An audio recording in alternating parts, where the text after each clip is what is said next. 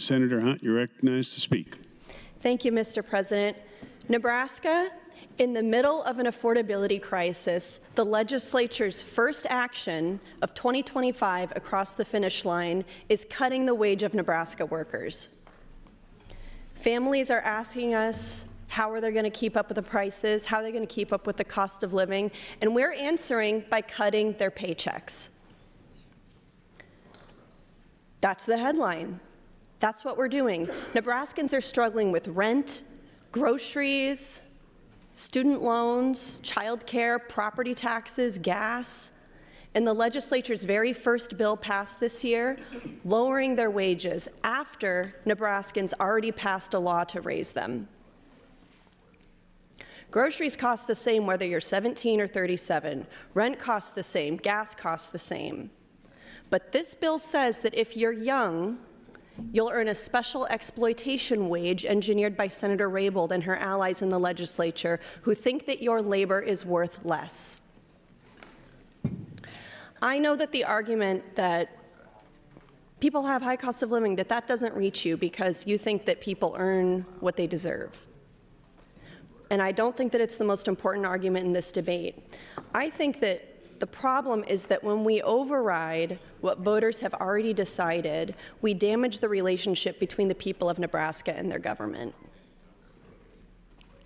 Not only is the first action we're taking in this legislature to cut the wages of Nebraskans who already voted and passed a law to raise them, we're undermining the faith and the trust that they have in the entire democratic process that we are the symbols of, that they send us here to represent.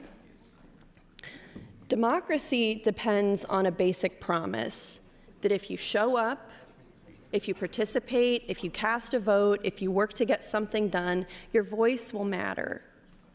And when that promise is broken, people stop believing that the system works for them.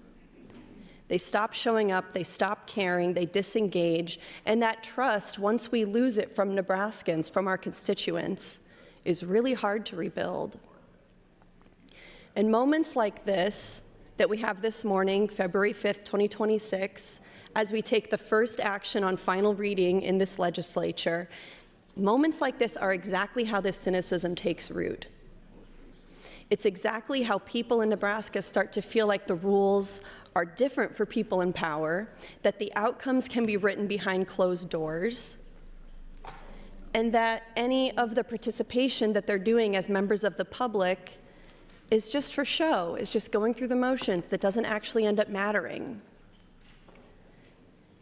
And that kind of disillusionment, that kind of disengagement that affects the voters when we do this, it's not just confined to one issue, it spreads, it affects everything. It affects how people view elections, election security, public institutions, even their neighbors.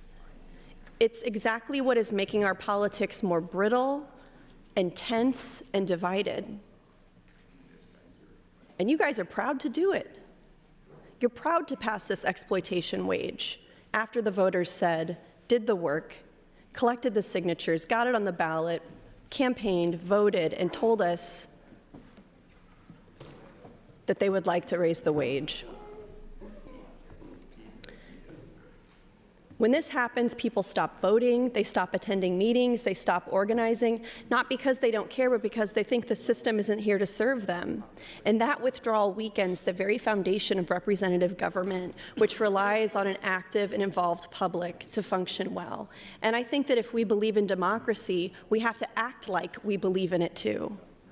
That means honoring outcomes that we don't personally like, Senator Raybould. It means honoring outcomes that you think might hurt your small business. And it means understanding that every time we disregard the public's decision, we chip away at the legitimacy of this entire institution. I've been a small business owner for 20 years, and what I can tell you I know for sure is that people spend more money when they make more money. That's why I supported this initiative when it was on the ballot, and that's why I oppose LB258. I know what it means to care about your staff and your customers and your community at the same time. When workers earn more, they spend more. And if our strategy for helping businesses is to make it easier for people like Senator Raybould to pay her workers less, then I think we're solving the problem in the wrong way, because you cannot build a strong economy on weak paychecks. Thank you, Mr. President.